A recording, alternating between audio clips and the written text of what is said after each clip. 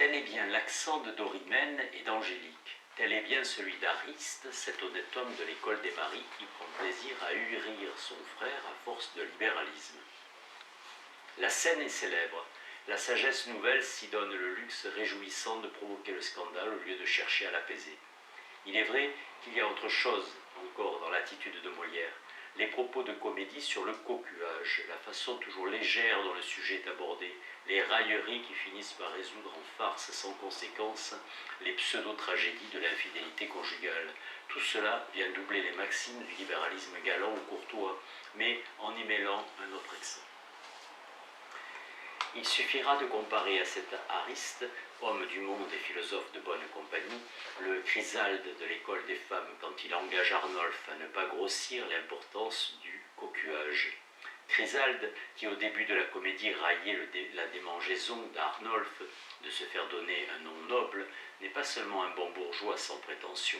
Par son insouciance, sa bonhomie, son peu de penchant pour les principes solennels qui sont d'ordinaire le signe d'honorabilité de sa classe, ce sage de fantaisie rejoint la tradition populaire.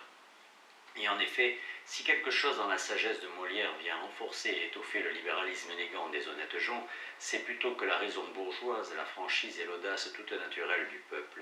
C'est ce qui apparaît bien dans le rôle de premier plan qu'il attribue aux valets et aux servantes dans les débats de philosophie matrimoniale. Les servantes surtout se permettent d'exprimer avec une liberté qui conviendrait mal à leur maîtresse la révolte des femmes, tandis que les femmes ou les jeunes filles de bonne condition font valoir leurs droits avec la délicatesse des héroïnes de romans. Leurs servantes, qui sont toujours les auxiliaires de leurs amours, puisent dans le bagage populaire l'équivalent en plus énergique et en plus réjouissant de leurs plaintes et de leurs menaces, et transposent en style agressif les mouvements de l'amour-propre féminin contre l'injustice masculine. Ainsi, Cléantis, femme de sosie. Pourquoi, pour punir cette infâme, mon cœur n'a-t-il assez de résolution? Ah, que dans cette occasion, j'enrage d'être honnête femme dans l'Amphitryon. Les servantes chez Molière ont plus de poids que les valets. C'est par la bouche des femmes qu'il a fait parler la sagesse sans phare du peuple, tandis que les valets ne mettent guère que leurs expédients au service de leur maître.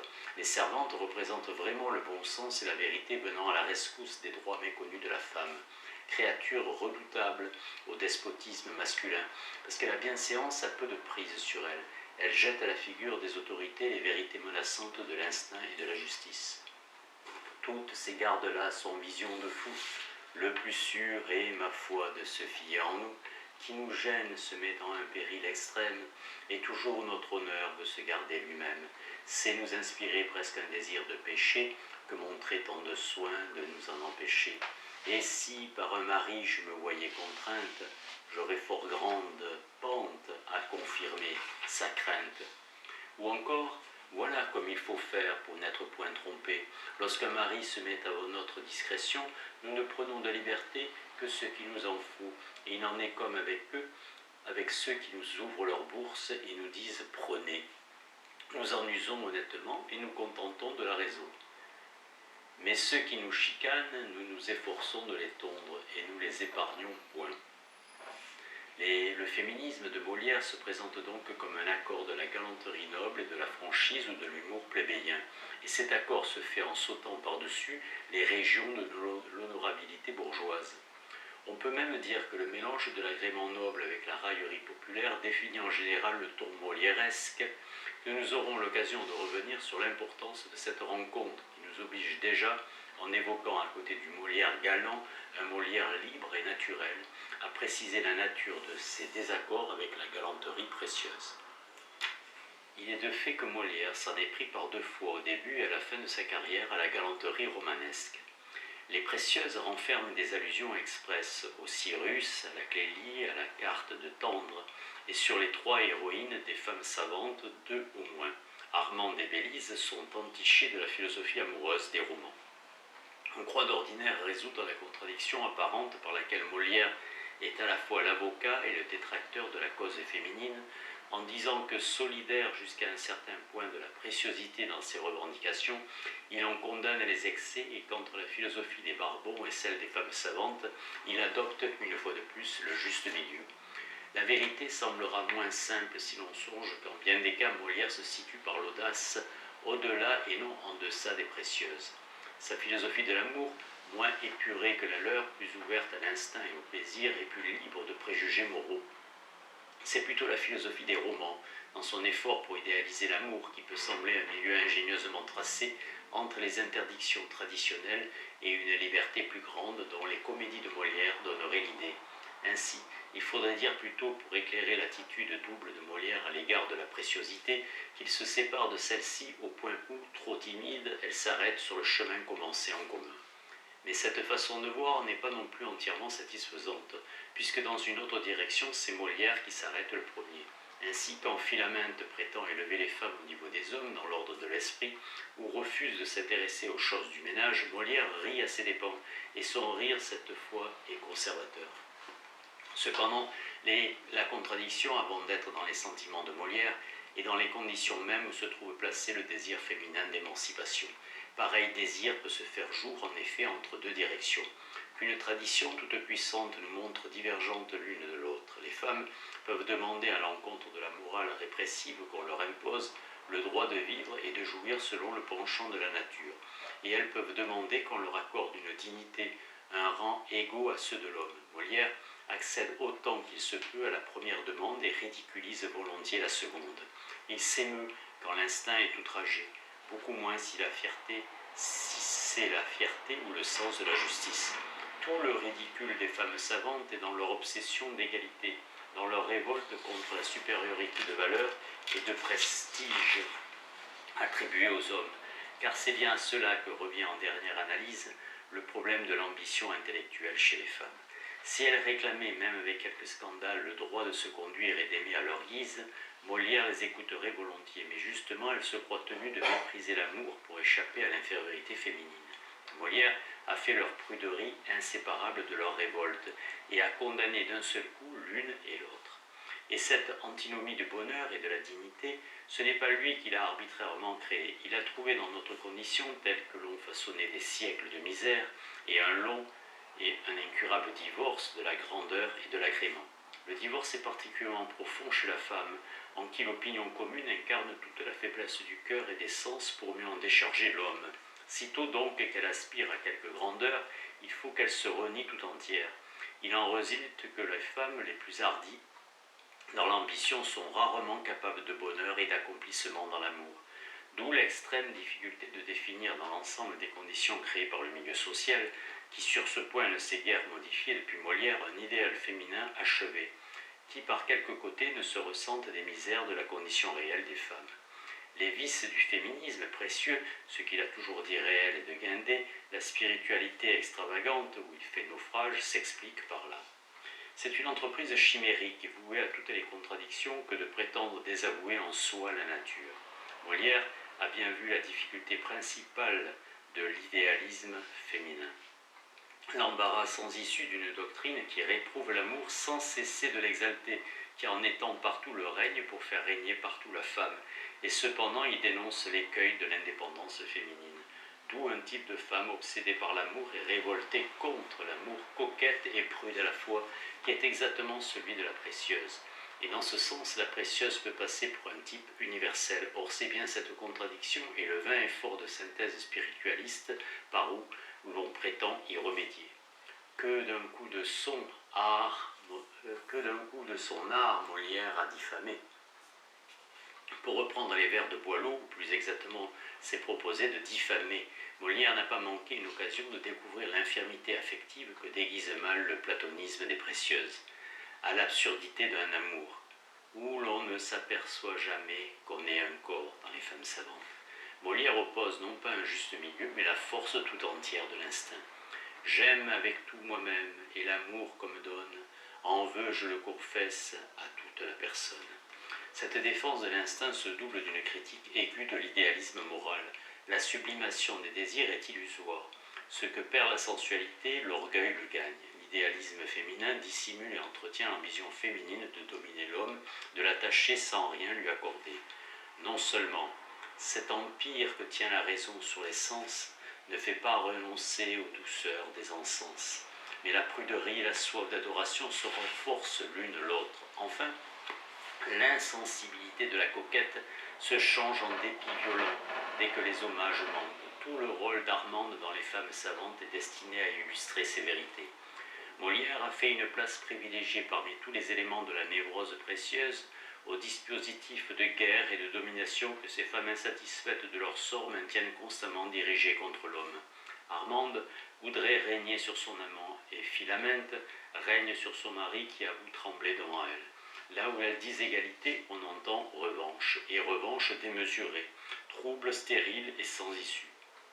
La guerre des femmes contre les maris, telle est la forme concrète, mi-scandaleuse, mi-burlesque, sous laquelle le sens commun conçoit la protestation féminine. Et ce n'est pas sans quelques raisons, car les femmes elles-mêmes pensent et sentent selon les normes ordinaires et répondent à l'oppression par le désir d'opprimer. Mais l'hostilité contre l'homme crée dans la femme de telles entraves à la vie qu'il en résulte au lieu d'élargissement un resserrement moral profond, une déformation de la vie entière. On peut comprendre dans ces conditions qu'on ait été tenté après avoir rejeté les maximes oppressives du vieux temps, d'engager la réforme dans la voie la plus commode, celle de l'agrément et du bonheur, sans soulever des problèmes plus profonds et plus épineux que l'ensemble des conditions sociales rendaient difficilement solubles. C'est bien ce qu'a fait Molière, chez qui le goût de ce qui va de soi est à la fois l'origine et la limite de l'audace. La révolte des femmes contre l'interdiction d'aimer est chose relativement facile à dénouer, car la haine de la privation suppose le désir déjà formé. La nature triomphe alors d'elle-même, et au surplus, nature et société dans ce domaine peuvent trouver sans trop de remous des accommodements. Au contraire, la révolte contre l'inégalité des sexes, mettant davantage à cause la structure traditionnelle de la société, trouve plus malaisément sa solution même théorique. Elle se meut dans l'incertain, l'irréel, le difficile, préoccupée de trouver des remèdes aux maux de mariage.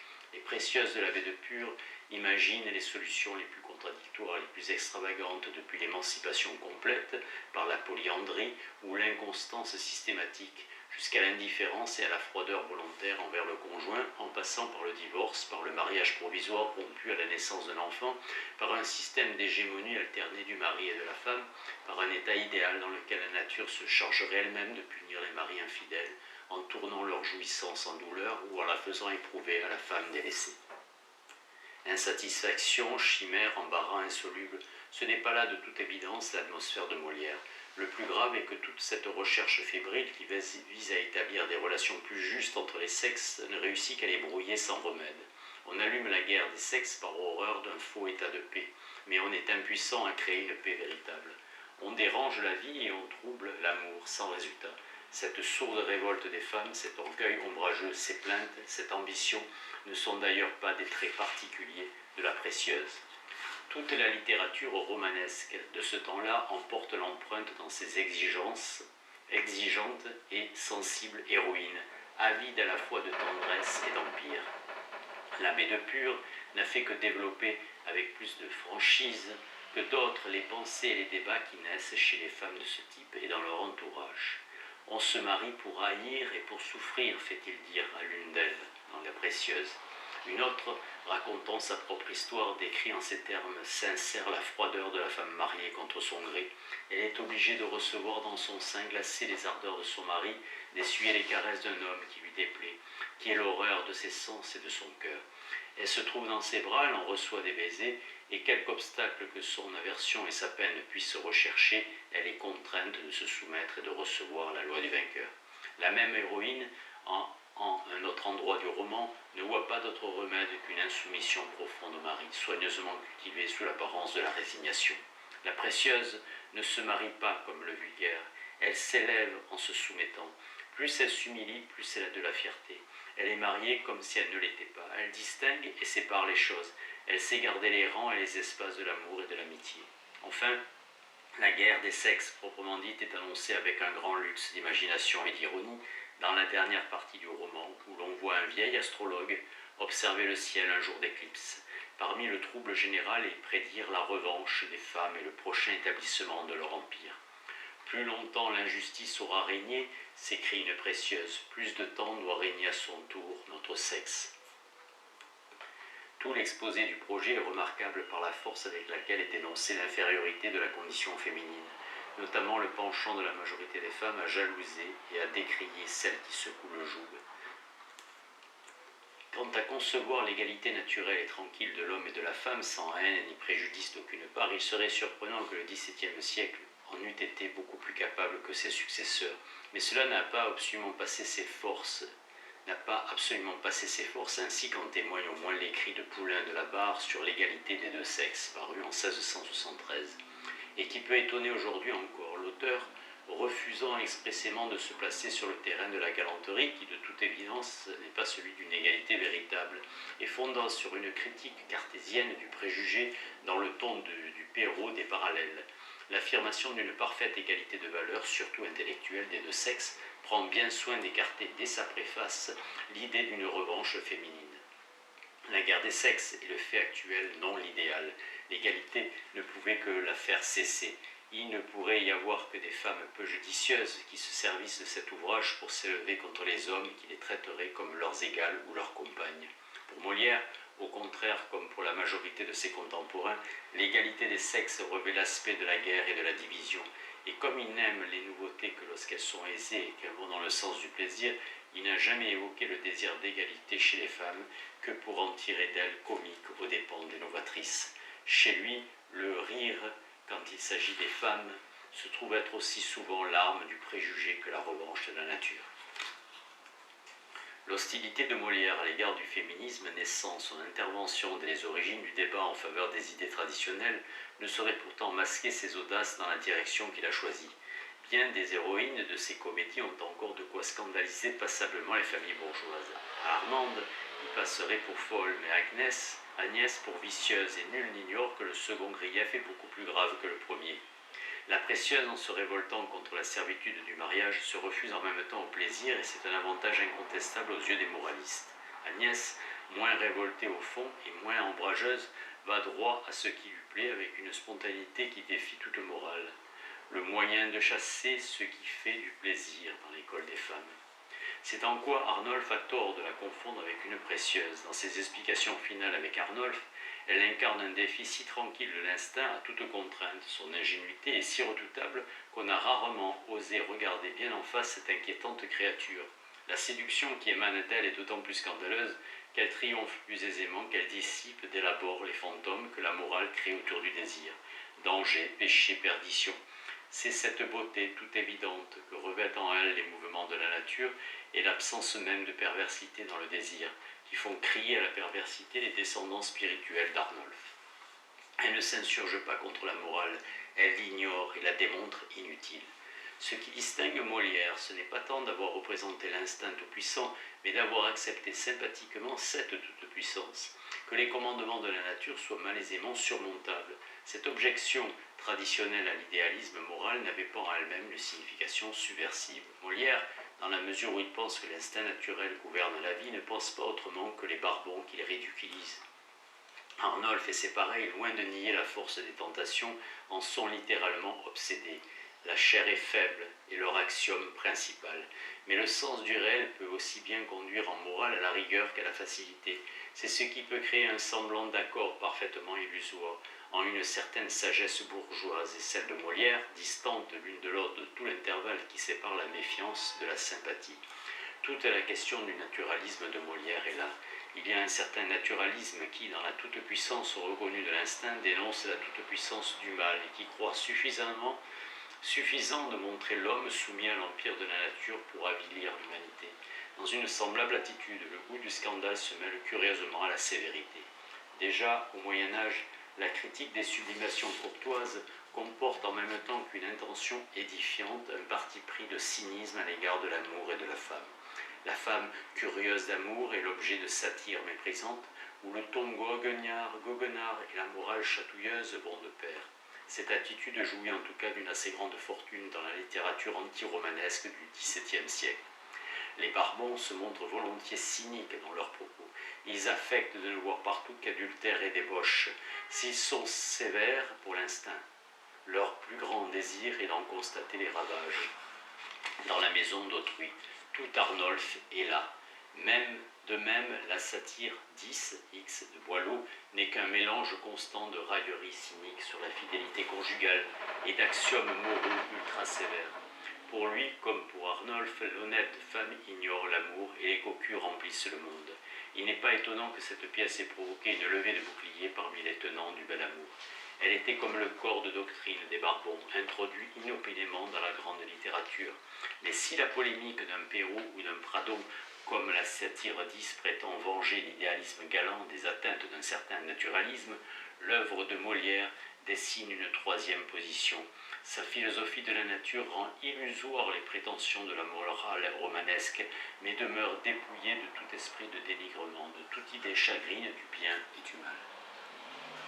La force de la tradition idéaliste dans la littérature favorable à l'amour était si grande qu'on ne comprit pas bien, ou qu'on put sans absurdité feindre de ne pas comprendre l'intention de Molière. Certains de ses ennemis, du seul fait qu'il avait peint dans Agnès le triomphe du désir, sans l'idéaliser, ont cru pouvoir trouver dans sa pièce une intention rabaissante à l'égard des femmes, et si surprenant que cela paraisse, faire d'Arnolphe le porte-parole de l'auteur. Elle s'accompagne d'un mouvement favorable au désir et par là fait apercevoir plutôt qu'un juste milieu entre l'esprit bourgeois et la galanterie précieuse, une autre attitude qui les dépasse tous deux.